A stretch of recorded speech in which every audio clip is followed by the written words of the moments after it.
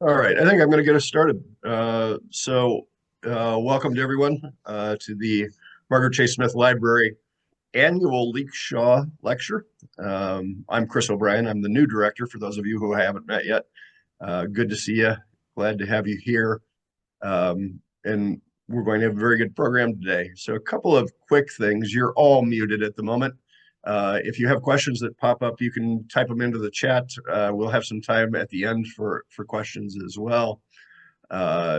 Nicole Potter, our curator of collections, and John Taylor, our assistant director of the museum, will be keeping track of all of that stuff and helping host here. Our speaker today comes to us in an interesting way. This is Dr. Claude Berube, who a Lewiston native who came up to do some research and was sitting in the library. And as often happens, we struck up a conversation, and then I offered him a speaking gig. So if you're wondering how you might get a speaking gig, there you go. Just show up, and it's possible I'll put you to work. Couldn't be happier to have him with us today, in part because his mother, Georgette, had a relationship with the senator. She served in Maine politics for, Claude, you'll have to correct me, a long time. Almost 30 years, yeah. Almost 30 years. She wrote to Senator Smith asking, on behalf of one of her 13-year-old constituents who wanted to write a paper about Senator Smith, if the senator would reach out to the young man. And she did. And they had a brief correspondence, and he sent a copy. So we have a copy of his short biography of Senator Smith, all due to Claude's mother. Couldn't be happier to have him here as well, but it's nice to have that longer history that weighs into this. So, Claude, as you know from reading, spent a career in the Navy, recently taught at the Naval Academy, spent some time working on Capitol Hill. First, his dissertation about Andrew Jackson's Navy, which I will be looking up. That's the fascinating little piece of history. And has a variety of experiences that I will let him tell you more about. Military officer, political science, history departments in the Naval Academy, served a variety of roles in the Navy Reserve, and then in active. Recently retired from the Naval Academy, and is the author of six, I think I have that right, six books. Eight Eight books. Yeah, five. Well, a couple of them were co-authored, so I don't know if I can count those. So yeah, we'll count them as six. Yeah, let's call it eight. Yeah, that's intimidating beyond belief. So let's call it eight. It's even more so then. And this, I'm told, is the backbone of the next work. So without further ado, our speaker for the day, Dr. Claude Berube. Glad to have you here, and the floor is all yours. Thank you very much, Chris. I appreciate your kind invitation and introduction to have this opportunity, and thank you to all of you for joining us today. I had hoped to meet you all in person up in Skowhegan, but this is Maine. I grew up in Maine, as Chris mentioned, in Lewiston, where there were two houses of worship, the Catholic churches and the hockey rinks. So I'm well acquainted with the snow conditions up here. I'd especially like to thank Nicole Potter, your curator. Historians like to think they discover things. We don't. What we do is use all the material that curators and archivists like Nicole discover and catalog for us. So Nicole, thank you on behalf of all historians for what you do for all of us. I'd also like to recognize your board chair, Charlie Cragen. I've been honored to know Charlie and his wife, Mo, both of whom have served their country well in civilian life and as naval officers. Chris, we naval officers in Maine are legion. Watch out. Finally, I'm beyond honored to speak through this library. In 1994, as Chris mentioned, my mother served in the state senate, and that year she was facing a very difficult re-election race for the state senate. Her party had largely redistricted her out of Lewiston, which she had represented for 24 years. She was uncharacteristically dejected. Along came a note from Senator Margaret Chase Smith, simple, direct, and encouraging. That one note, which I've since donated to the Franco Archives in Lewiston, buoyed my mother for the remainder of the election, and she would continue to serve for several more terms. There's a reason that Margaret Chase Smith's legacy endures.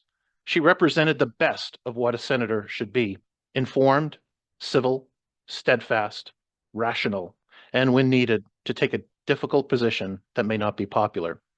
So I'm going to switch over to share screen if that's okay, Chris. All right. And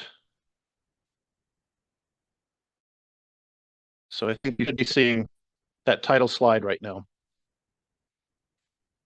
We'll get full screen for you so it's easier to see. All right. This presentation is a combination of naval history and contemporary national security. The focus is on the Navy, but I don't wish to convey that the Navy was the only important aspect to victory in the Pacific in World War II, just as it would not be the only factor in a near-term conflict in that ocean today. So please forgive what may be viewed as parochial. I fully recognize the contributions of other services, but the Navy is a great lens, whether to see our past or our future, and the 5 criteria for naval conditions contributing to overall victory. Nor do I suggest that when Shakespeare writes in his final play, The Tempest, that past is prologue. History can guide us, but it is imprecise for comparisons. Now on to our first of the 5 criteria. There's an old adage that to address a problem, you must first recognize that there is a problem. In 1940, it was clear that fascist operations were well underway in Europe and Asia. At the beginning of the year, Gallup polls showed that 94% of Americans were actually opposed to joining the war in Europe, although they supported some aid to our allies, a trend that would continue through most of 1941. This after countries had fallen to Hitler. England, our greatest ally, stood alone after the fall of Poland, the Netherlands, France, and others. Little attention, however, was paid to the Pacific in the public mind. Certainly there were newspaper accounts as Japan began its war in China in 1937. And there were some exceptions, such as with the publicity of the Japanese attack and sinking of the gunboat USS Panay. Whether the public recognized the threat or not, it existed. But what of today? This presentation is in part about the People's Republic of China, but is this 1940? Unlike Japan in 1940, China hasn't invaded another nation recently with military means, but China has expanded in the past 2 decades as it's reintegrated territories like Macau from Portuguese authority, Hong Kong from the British. In the past decade, it has announced its intent to secure what it sees as sovereign territorial waters, as they learned from our own Alfred Thayer Mahan. One of the many issues I discussed with a couple of Chinese admirals about a decade ago. And one was very precise about, one was very precise. That's the 9-dash line I wanted to show. We'll be coming back to that. One of the admirals shocked me. We were having a discussion that he initiated on the Battle of Manila Bay in 1898, saying proudly that he had studied it extensively at his war college. And that was an uh-oh moment for me. I used that to start every semester with my midshipmen, that their peer competitors know their own history better than we do. To that end, China has taken reefs visible only at low tide, poured sand and concrete around them, and literally built islands and have militarized them in the South China Sea. In many parts of the world, their vast fishing fleets are encroaching in the territorial waters of other nations, threatening their economies and food supply, to the point that those nations, coast guards and navies, are taking more defensive stances. And there is the perpetual question about its intent with regard to Taiwan. Most notably, in 2021, the retiring head of the Indo-Pacific Command, Admiral Phil Davidson, testified before the Senate Armed Services Committee that China would be ready to take Taiwan by 2027. How might it do so? Largely with its Navy, which we'll discuss later. Lastly, on this issue, some have suggested that China is a regional Navy, that they don't have the experience conducting blue water operations. I think this is the same mindset of 1898, when the Spanish Navy Minister, Segismundo Bermeo, underestimated the new U.S. Navy. The fact is that for the past 15 years, China has deployed nearly 50 successive flotillas to the Horn of Africa, where it has also, incidentally, built a major naval base in Djibouti. Originally designated to protect merchant ships from Somali pirates, that threat has been abated for more than a decade, and yet the flotillas still operate, giving China more experience with every deployment. To be fair, they are doing what any major power does, as have we. The next factor, the presidency. First, the president, both as individual and chief executive. In 1940, Franklin Roosevelt was elected to what was an unprecedented third term in office. Quite simply, he understood the Navy. He understood what it was for. He understood naval strategies.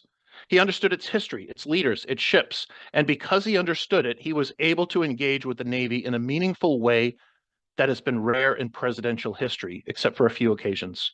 Why?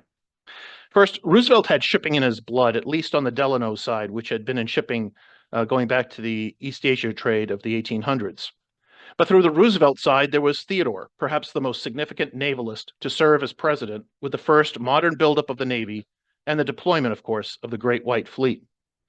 Like Theodore, Franklin also served as Assistant Secretary of the Navy, photo here on the lower left-hand side. The new president, Woodrow Wilson, selected as his Secretary of Navy Josephus Daniels, who had few credentials for the position and largely was ignorant about ships. The appointment of FDR as Assistant Secretary was in part for his political support during the 1912 convention, but as biographer Robert Dallek notes, quote, they were confident that his interest in seafaring and naval history and his family connection to TR would make him a most suitable assistant, unquote. For his part, the 31-year-old FDR would write that it is, quote, the one place above all others that I would like to hold, unquote. FDR was able to correspond with the godfather of American navalism, Alfred Thayer Mahan, in his final year or so. In 1915, it was FDR who advocated a new Navy Reserve. He followed technological advancements and new types of naval warfare during the First World War, such as undersea warfare. He served as acting secretary several times in Daniels' absence, and so consequently gained an understanding of the machinations of the Navy. He would write, quote, I now find my vocation combined with my avocation, unquote. What he is referring to in the upper left-hand corner is his lifelong love of the Navy and collections. Everybody knows that he was a stamp collector, but he also amassed one of the largest private collections of naval prints, paintings, and manuscripts. And of these manuscripts, he didn't just collect them, he read them. As president, he engaged with naval thinkers and leaders such as retired Captain Dudley Knox, shown here to the right, as well as in 1933, a young captain named Ernest King, who would later serve as Chief of Naval Operations during World War II. I think it's interesting that in this picture, Knox is handing FDR the final volume of naval documents on the 1798 to 1800 war with France, as it was known. Thanks to some research by a former colleague at Naval War College, Dave Conan, FDR crossed out that title and replaced it with quasi-war, as it is known today, because they were then in a quasi-war with Germany. He advanced America's understanding of its naval history by supporting the nation's first building devoted to naval history, located at the U.S. Naval Academy, which I had the honor of serving as director for my 11 years prior to retirement. He even had a favorite cruiser in the Navy, USS Houston, and he slowly built a two-ocean Navy. He was quick to put people in the job, and when he was president. And when he was inaugurated in 1933, his first Secretary of the Navy was in the position within a day. Today, in 2024, FDR's understanding of the Navy has been missing. And I say that including both the outgoing president and the incoming or returning president. Neither has demonstrated in their respective lives the intense understanding about the Navy. They've had other interests, and that's understandable. In addition, neither President Biden nor President Trump served in fact, each had 5 deferments. And as this slide shows, there are clear eras in presidential military service. In the 19th century, for example, Army generals were the norm as president. After World War II, except for Eisenhower, it was mid-grade Navy reservists who became president. So for Charlie Moe and I think there's a little bit of hope. But for the past 30 years, the country has supported candidates despite their deferments. Getting back briefly to the position of the Secretary of the Navy, FDR was able to have a close relationship with each of his SecNavs for 2 reasons. The first was proximity. The Navy Department was located along with State and the War Department in the old Executive Office building next to the White House, now known as the Eisenhower Building. So not only was the SecNav there, but the senior flag officers were there during the war, Leahy, Stark, and King. Second, during this time, the Department of the Navy was still a cabinet-level position. And that changed with the National Security Act of 1947, as you can start to tell with this graph. What you're seeing is the priority to get people in place hasn't been viewed as urgent, especially since then. Trump and then Biden held the successive records for nominating and confirming their secretaries of the Navy. Just a week or two ago, Trump nominated John Phelan, and it'll be interesting to see how soon or if he is confirmed to see how this graph continues. It's been argued that Phelan has no military experience. However, I took a quick look, and I won't go through this whole thing. I was kind of curious. What backgrounds did the secretaries of the Navy have going back to the Adams administration when the Department of the Navy was created? So the argument that he has no military experience doesn't necessarily hold in this case because 45% of the SecNavs in our history had no military experience. And I'm happy to discuss this slide in the Q&A if you'd like. Summed up, a president must have an in-depth understanding of the Navy in times of war and peace. The next of the criteria, Congress. In 1932, the chair of the Naval Affairs Committee, Frederick Hale of Maine, pushed for the building of the Navy to replace old ships and build new carriers. In 1933, Congress provided depression relief funds to build 32 new ships. Other annual bills followed, such as the Vinson-Trammell Act of 1934 and the Naval Act of 1938. But the major piece of legislation that enabled us to conduct the war effort was the Two-Ocean Navy Act of 1940, also known as the Navy Construction Act or the Vinson-Walsh Act for these two gentlemen, Carl Vinson of Georgia, chair of the House Naval Affairs Committee, and David Walsh of Massachusetts, chair of the Senate Naval Affairs Committee. Interestingly, neither committee exists anymore because of the 1947 Act. This act, one of the first bills supported by Congresswoman Margaret Chase Smith, increased the size of the Navy by 70%. This amounted to more than 250 ships. Now, by comparison, we have approximately 285 ships in the Navy today.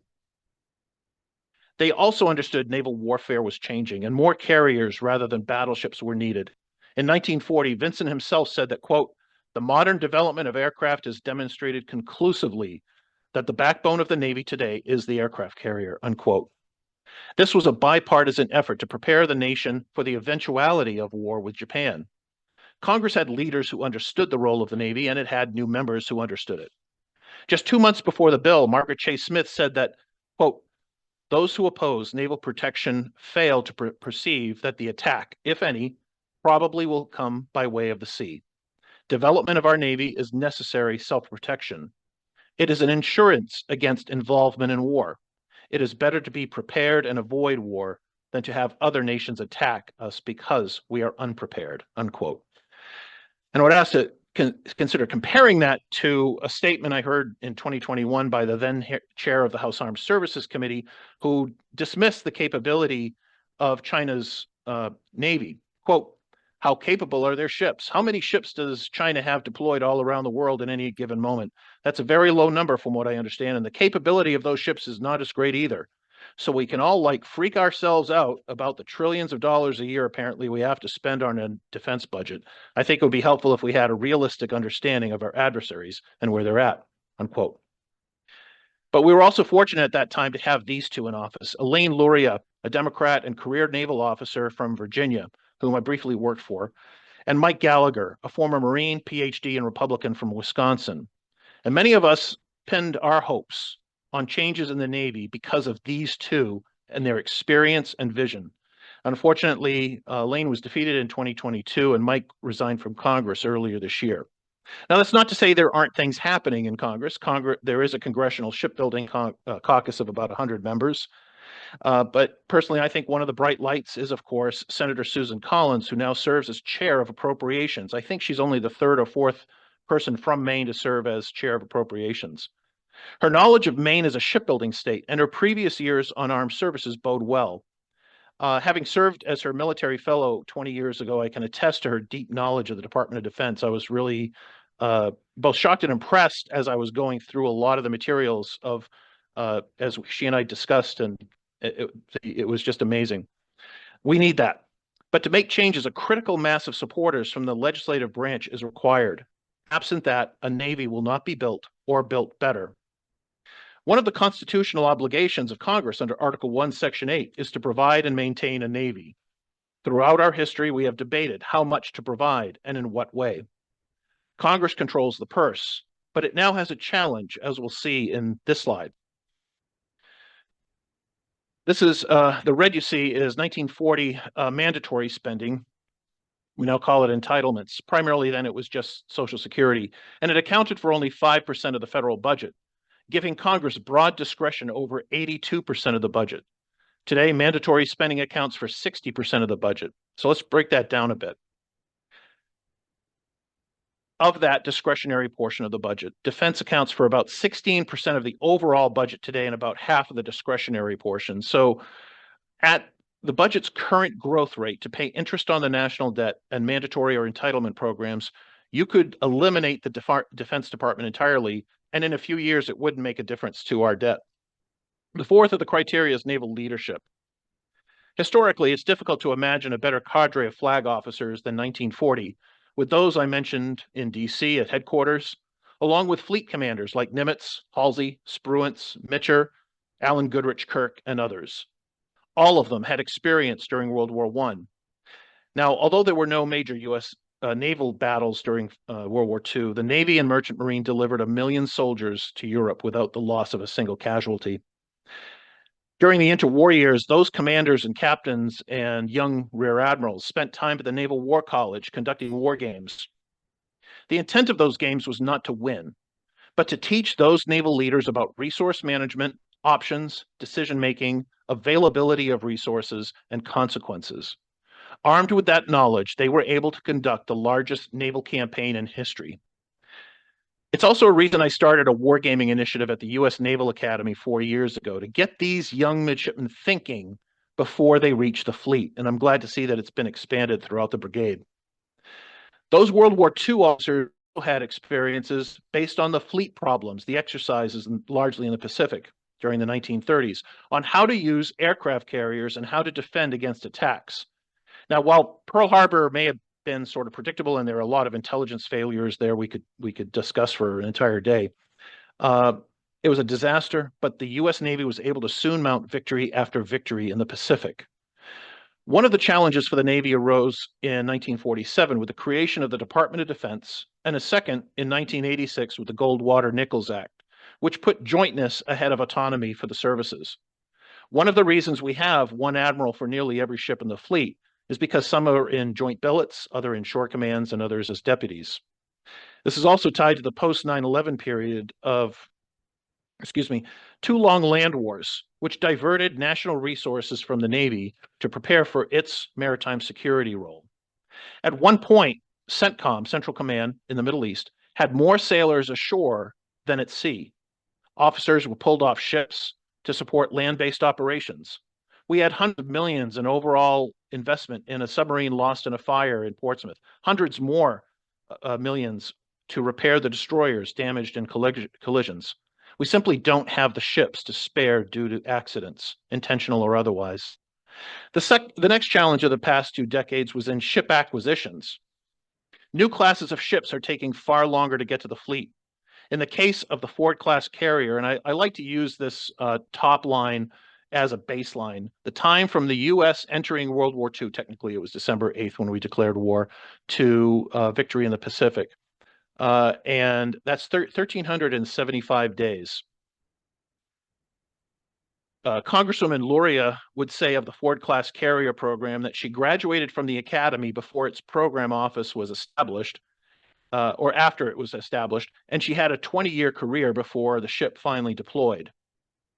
This slide compares all of our current carriers and how longer it's taken with each ship, partially owing to the technologies added along the way, but for other reasons. Perhaps the greatest debacle of the past 2 decades has been the investment in the littoral combat ships. As you can see in this graph, the Navy has commissioned 3 types of surface combatants over the past 40 years. Cruisers, which last commissioned in 1994, the Great Arleigh Burkes, and then the littoral combat ships. That red of the LCS program is the problem we'll discuss in a moment.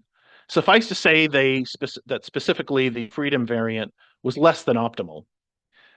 This slide shows, and this goes back to my days as a naval intelligence officer. Sometimes you have to change things up.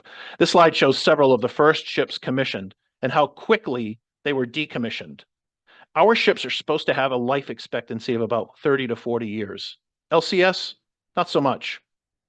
In addition, they neither have the range nor the capability, at least at present to my understanding, to deploy, particularly to a potential combat area like the South China Sea, nor do we have enough replenishment ships for sustained operations. This is problematic because our cruisers have been largely decommissioned. The early Flight 1 destroyers have been scheduled to decommission, but I believe there may be an effort to continue their operations at least for a few years. Compare this to the shipbuilding program of China. So blue is the United States, red is China. In the past 2 decades, where they have outbuilt us both in raw numbers and tonnage. And that red number is the number of ships they have commissioned annually versus the US Navy's in blue. On the lower left, you see a population pyramid. The lower part shows the number of newer commissioned ships. Now, this is a problem. I don't know how many in the audience are my age, but when I hit 50, things started happening with my body. I didn't run as fast at 50 than I did at 40 or 30. It needed more maintenance. There were more basic health issues, and that cost more time and money with my doctors. That is the exact same thing with ships. The more you use older ships, the more things go wrong on that ship, and the more money you need to maintain on those ships. A GAO report just this week said that half of our amphibious warfare fleet is in poor condition. A 2023 report by the Congressional Research Service said that due to insufficient workers and supply chain issues, almost 40% of our attack submarines are unavailable for any operations. The next slide shows that they've not only outbuilt us by a small margin. In the past decade, China has commissioned 3 times the number of ships we have, and that number will get worse in the next year as we decommission even more of our littoral combat ships and cruisers. The same is true for tonnage. I've heard the argument that, well, we build bigger ships. Yes, that's true most of the time, and we have over the long term, but because we've decommissioned so many ships, the number of ships that China's building has exceeded our tonnage as well. Same is true for VLS cells. The vertical launch system launches our missiles from ships. In 1941, the U.S. Navy had 225 surface warfare warships. By war's end, only 1,370 days later, it had built another 600. The fleet as a whole on December 7th was 790 vessels. By war's end, we had a fleet 9 times that size. The final element of the criteria, the shipbuilding base, the industrial base. In World War II, the United States built 2,700 Liberty ships at 18 different shipyards. I'm not even counting the Victory ships. We built 66 Glebe-class destroyers at 8 shipyards and 175 Fletcher-class destroyers at 11 shipyards. The U.S. lost more. We built nearly 100 fleet and escort carriers. The U.S. lost more than 1,500 merchant ships during the war, but by war's end, we had more than 4,500. It wasn't just shipyard capacity and the suppliers for those yards. The U.S. also had a ready workforce, ready and able to work in the trades. We were able to convert our economy from commercial shipyards to building warships because we had those commercial shipyards. Our yards were able to repair warships quickly if they were damaged in action. We, by and large, no longer build merchant ships. And just this morning, a friend of mine, Sal Mercogliano from Campbell University, has a YouTube channel. I strongly recommend if you're interested in shipping. He is truly the world's expert. It's called What's Going On with Shipping. And Sal just reported this morning that China now controls 65% of the global shipbuilding order book. So basically, all the merchant ships on order around the world are going to be built by China. When we think of Japan and South Korea as big merchant ship builders, they are. But their contribution since 2000 has dropped from 78% to 31% of the world's trade. Our shipbuilding capacity is very limited. A 2021 Congressional Budget Office report pointed out that the 4 submarine shipyards were facing significant delays in completing maintenance because of the amount of work necessary has increased, and they're having trouble finding workers. This has affected operational readiness. China currently has some 4,500 merchant ships, and there are fewer than 80 in the U.S. fleet. Just one of China's shipyards, just one, has more capacity than all of our shipyards combined. taken in total, China's shipyards have 232 times the construction capacity than the US. If the Davidson window is even 5 years off, we don't have time to build. We don't have the people to build. We don't have the money to build. We don't have the yards to build. And I'm not sure we have, quite frankly, the political will to build. So let's sum up the criteria. Threat recognition, the presidency, Congress, the Navy, industrial base. Now, a friend and former colleague calls these my hula hoops of hell. They are inextricably intertwined, these 5 issues. And here's the not so funny thing about it. Remove any one of those hoops, any one of them, and those elements for the equation, and it all falls apart. To conclude, I'd like to tell you a little story. This is a younger me, 20 years ago, and a lot of pounds ago, on the port bridge wing of USS Bunker Hill, a cruiser recently decommissioned. The photo was taken during an underway replenishment in the Indian Ocean from another ship. And I can tell you that the minute I remember as soon as I got that picture what I was thinking. The ship replenishing us was Japanese, the JDS Mashu. At this moment, my brain was in awe. I was being resupplied by a Japanese ship. We were part of Combined Task Force 150, then under the command of a German Commodore. I think it was Commodore Hoop. And I thought, what would my father, who had been an 18-year-old kid from Auburn, Maine, fighting in the 4th Infantry Division at the Battle of the Bulge, have thought of this moment? Over time, opponents become allies, and allies can become enemies. Here is one element of naval victory I didn't mention in this talk. By 1940, Japan had invaded China. The French, having been defeated by Germany, lost control of Indochina. The same was true of the Netherlands and the Dutch East Indies. England, focused simply on surviving, would lose Singapore later and other territories. Other than Australia, then part of the British Empire, the US had few capable allies in the Western Pacific. That is what is different today. Nearly every nation that borders the South China Sea has a common interest with us, certainly with regard to China encroaching on territorial waters. Expanded out, we see South Korea and Japan, and all of these nations have navies. They are expanding, and they are improving. Some of them even have Aegis-equipped warships that we work very closely with them. A threat that I mentioned early in the talk is just that, an intent and a capability, but it is not action. Our job, given what we have in our military and diplomatic arsenal, should be to foster these relationships, these ships, to be stronger, united, to deter China from considering action. A military conflict is in no one's interest to the region. It is a risk to civilians, to national economies.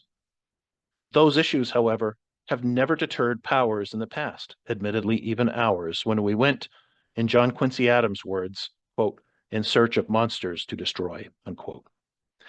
Our best hope for peace, in my opinion, is through collective and united deterrence. That the cost of war would be too high for a potential belligerent, because we work better when we work together.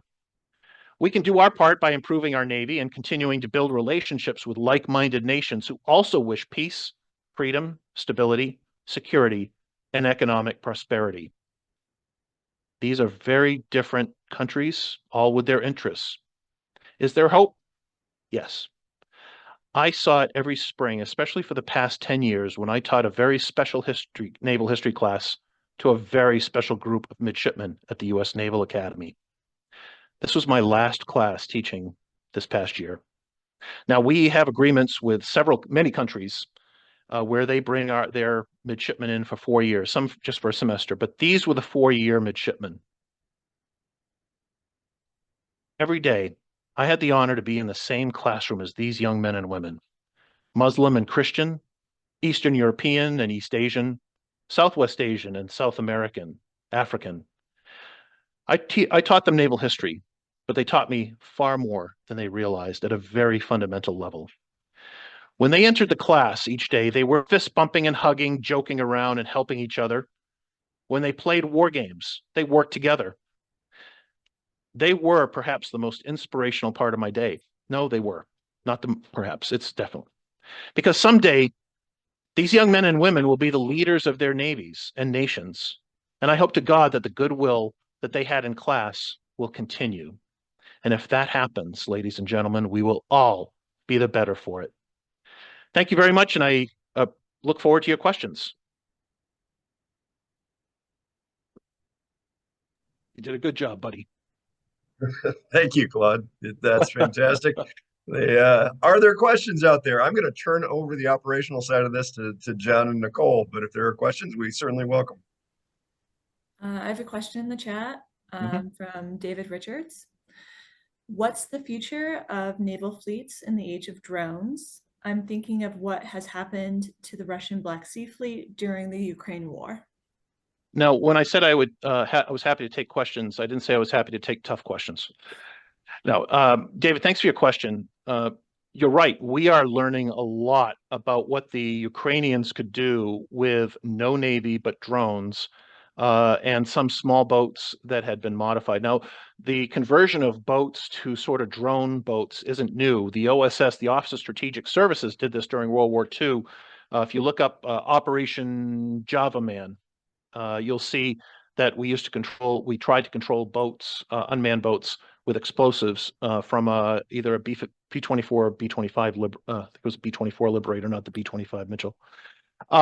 I think you're right that drones are going to play a more important role. They already have, and I think that's why both on land and at sea, we're focusing more on that.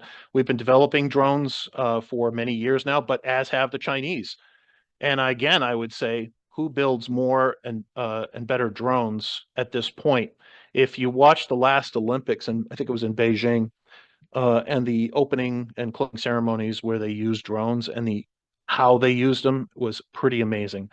I think we're going to see more of them. We might see small drone carriers. I don't think the Navy will build drone-specific carriers. I think they'll operate off ships as they have been doing. The Navy isn't prone to building new types of ships that are really outside of the window of what they're accustomed to. So, but we are going to see them. I think it's interesting, even 24, 25 years ago, there was a ship developed not by Naval Sea Systems Command, but by the Office of Naval Research. It was called Sea Fighter, NSF-1. And I actually wrote about it I used it as the basis for my second and third novels. And then the drones came in my third novel. So if you want to see drone warfare in a fictionalized format, my last novel was the Philippine Pact. It's part of a series. But I asked the admiral at the time, Chief of Naval Research, I said, "Sir, how come there's a helo deck, but there's no hangar?" He says, "No, well, actually what I did is I set off an elevator off the side. I was starting to read about drones, so I had them design a drone elevator on the ship." So we've been thinking about it for a while. It takes a long time for us to, I think, get going. But yeah, I think we're going to see a lot more drones in the future. We could see more Terminator-like wars than something we've seen in the past, David.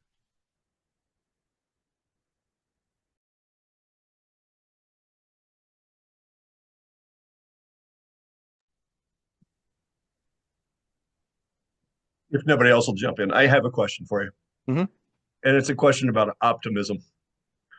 And what I mean by that is the idea which emerged near the end of strong alliances depends on a will within the United States to maintain alliances. Do you have reason to be optimistic that the will within the United States is as great as it is elsewhere? That's a tough question. I think based on precedent in the past 8 years, I think what we might see is an expectation from the administration for other countries to, as they have argued, to step up to the plate, if you will. And there is actually some reasonable argument for that. NATO had an agreement in place, completely unenforceable, of course, that each country would spend 2% of its GDP on defense. And I don't know how many countries do that now in Europe. In New Zealand, which you would expect to be a Southeast Asian ally, I think they're spending 1.1% of their GDP on defense. you can't buy very much with that percent of GDP. It's simply impossible. I think there are some more. I think there's some hope. Number one, the expectation that other countries will step up, but it's a mixed bag, and I just don't know. I think, yeah, I'll leave it at that. I don't know. I wish I knew. I don't think anybody does. And again, I should say that, throughout the talk, I've been an independent. I've been unenrolled from any political party for 30 years. I like to call balls and strikes as an umpire, regardless of who the team is. So I won't hide anything here.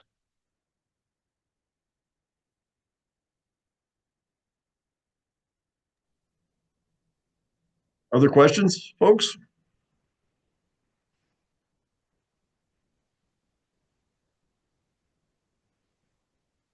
You're going to pull me back into my days as a college professor. I'll start calling on you. Yes, I have one. Peter Garrett from Winslow, and I'm just reading from something written by Kevin Roberts, who's just president of that of the Heritage Foundation, and of course one of the authors of the 2025 document. And he says we could reclaim our sovereignty by withdrawing from the World Trade Organization and the United Nations, and by clarifying our strategic alliances. That really surprised me. And I was wondering whether you had some comments on what you think the Trump administration might be up to in these areas.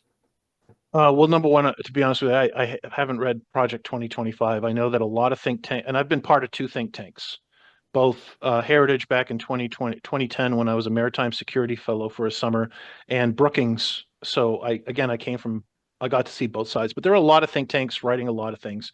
I can't tell you about the WTO. I would hope that we don't surrender the opportunity to keep discussions open. I think the only way to move forward in any situation is to talk. Once you've removed that from the equation, you're in trouble. So I would hope that doesn't happen.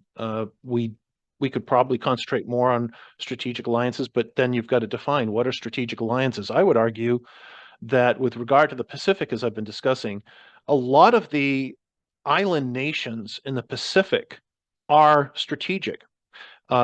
Especially when it comes to what I mentioned about fish depletion. And China, the world is overfishing quite dramatically. China, doubly so. And that's why I've studied organizations like Sea Shepherd, an NGO, which tries to work with countries to patrol their territorial waters against encroaching Spanish fleets, Chinese fleets, what have you, non-flag ships. So even these smaller countries can play significant roles. I mean, I've got this huge map in my house of World War II in the Pacific and the importance of islands. And most of those islands are not necessarily owned by some of the traditional larger countries that we talk about. Palau. I actually taught one of my students was from Palau, so he and I had a great opportunity to speak about these things. No matter the size of the country, either by population or geography, we should be engaging with them. What happens in the absence of diplomatic negotiations? Somebody always comes in to fill the vacuum. And I think we've learned in Africa and elsewhere, China is very adept at that. Even the Caribbean. I visited 6 Caribbean nations probably about 15 years ago. And of those, 5 of them had significant Chinese presence, construction presence. I think they were building something like, was it the international cricket matches of 2006 or 2008? I can't remember. Building these big stadiums with these big Chinese arches, and that is soft power, and that's right in our underbelly, and I don't think we're paying attention. You have to pay attention to every country because every country has a concern, and in the future, every country is potentially at risk from a lot of things. So we need to keep talking. Thanks for the question, Peter. I hope that answered it.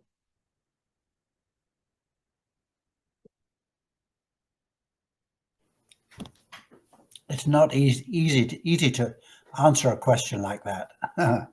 Thank you. Sure, I'm happy to do so.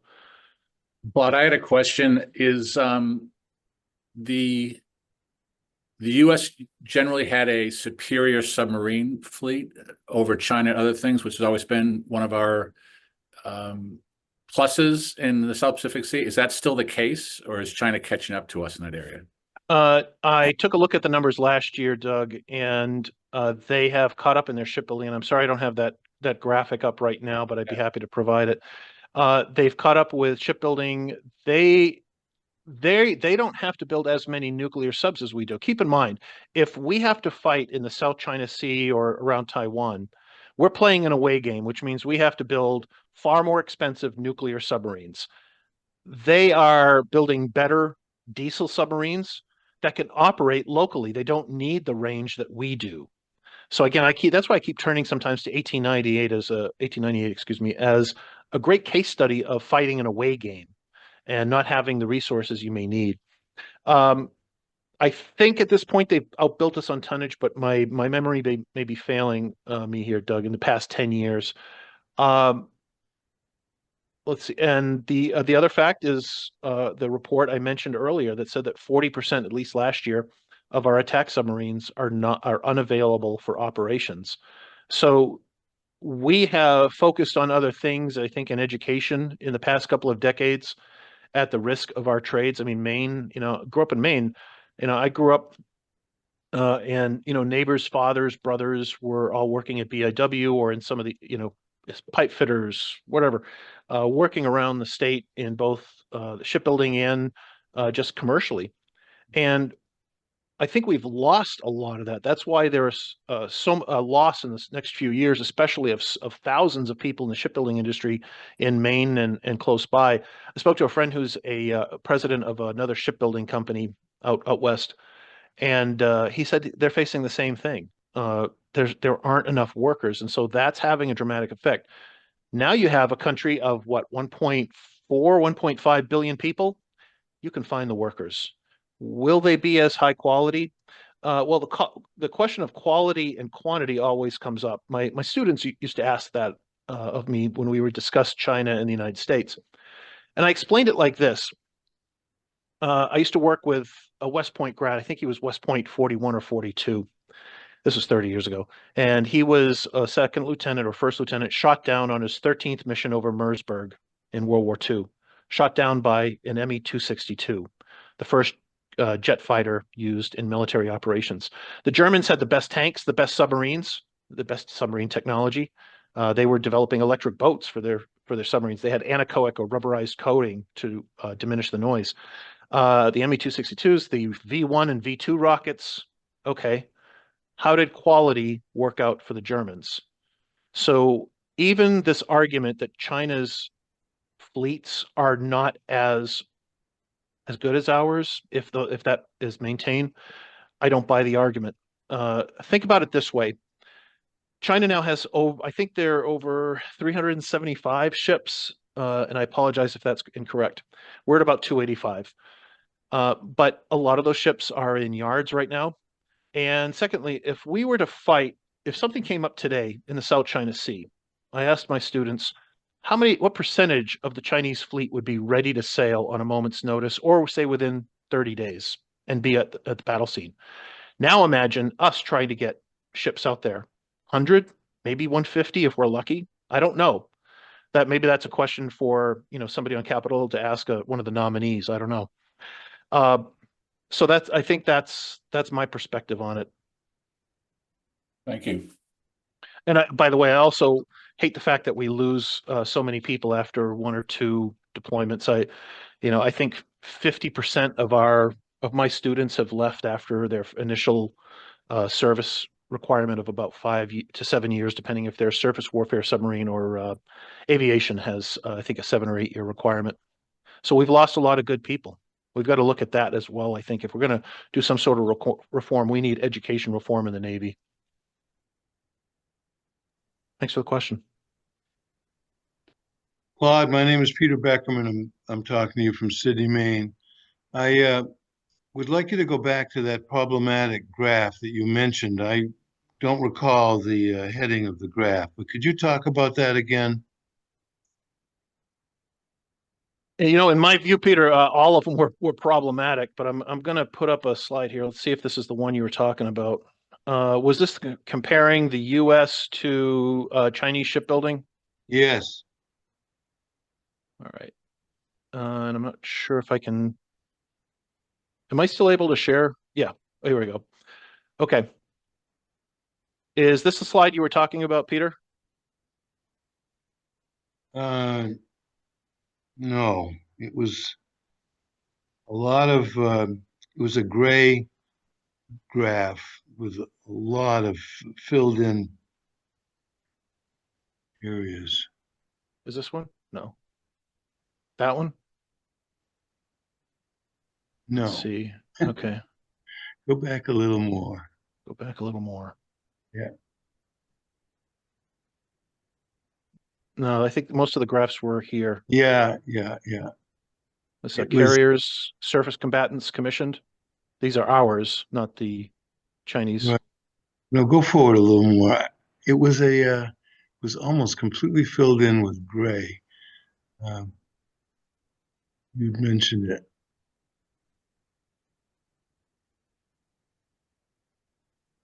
Hmm. Keep going. Yeah, I think, was it this one? Shipbuilding capacity? Yes, I think it was. I think Okay. it was. That Yep. it's really stunning. You talk a little more about the effects of the Chinese capability versus ours. It's just incredible. There's an old adage, and I think it was Sir Walter Raleigh or Drake. I always get the two confused sometimes because I wasn't a Renaissance historian, who said that the Navy follows, or the fleet follows the trade. The essence of it is that in every era, as you build up your merchant fleet, you will build up your Navy to protect that. The Dutch did it, the British did it, the Portuguese did it, we do it, and now China is doing it. Now, the converse of that is that as you diminish your own merchant capability, the public and governmental need for a navy diminishes. And again, we're down. I think the British are now down to about 24 surface warships. That's pretty amazing because they don't have this large merchant fleet anymore. So what China is doing is natural. They are bringing the trade around the world. They are able to reach around the world in a way that we no longer do. And so the perceptions in each of those countries is going to be different.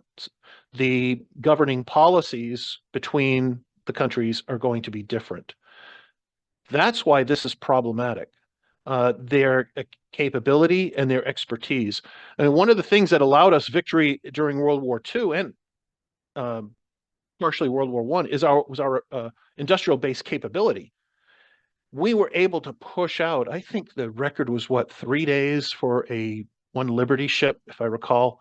But easily within weeks, you could put a Liberty ship together. I did an episode of Impossible Engineering on television talking about Liberty ships. If you're interested, it should be somewhere on YouTube. But I think that's why the problem is there. And would we be able to resupply? And there are some very good studies right now. If there were a conflict in the South China Sea, we don't have the replenishment ships. There was just something, again, out this week that showed that we're relying more and more on some of the fewer commercial ships to resupply us, refuel us. We have not built those, and I've looked at the China's replenishment fleet that has been growing by leaps and bounds. We can't compete.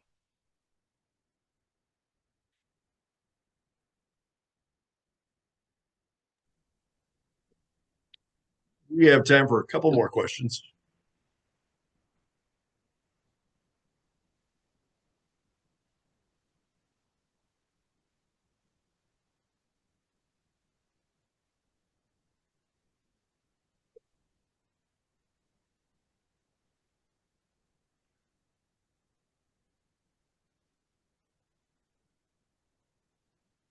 Anyone like to ask a question? John, Nicole? What's my favorite book? No, for those interested, by the way, so I do write naval history books. I've written some other national security books too. But the three books thus far in the novel series, and I'm finishing up the fourth one right now, does deal with all these maritime issues and China in each of the successive books in the series. So first one was the second edition came out as a different title called Pariah. The second was Pariah was about the Horn of Africa. The second book, Privateer, was about Sri Lanka and a terrorist group there at sea, which was based on research I had done with some of the officers of the Sri Lankan Navy who fought the Tamil Sea Tigers. And the third book was on the South China Sea and the potential independence of a small nation aligning with China. But there's drone warfare in there. There's private security conflict in there as well. So I try to, in my novels, convey some of the real world issues I've been writing about and studying about and quite frankly, experiencing for the past 30 years or so. So let me take this moment to thank our speaker today, Claude Berube.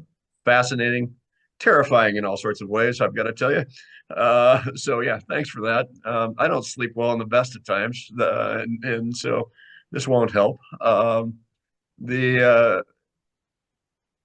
We have many new things coming up at the Margaret Chase Smith Library, but we always welcome researchers, in part because we always learn from them. So thank you for helping us look at this and make those connections between the senator's time early in her career and the world that surrounds us today. One of the things that I dislike about Zoom is that you can't hear people clap. But know that we are. Know that this is much appreciated, and I will speak on behalf of those who are here who aren't able to do so. But if you'll turn your cameras on, folks, and give a quick smile and a clap, and I would appreciate it. That would be great. That's fantastic for those of you who've done it. Thank you kindly. Next year, we hope to be back in person. And we will have other events coming up this spring. You will all hear about them more through the summer. Lots of good stuff coming. Thank you all for attending and have a wonderful afternoon. And next time you might even get a lunch. Who knows? Who knows? Thank you much.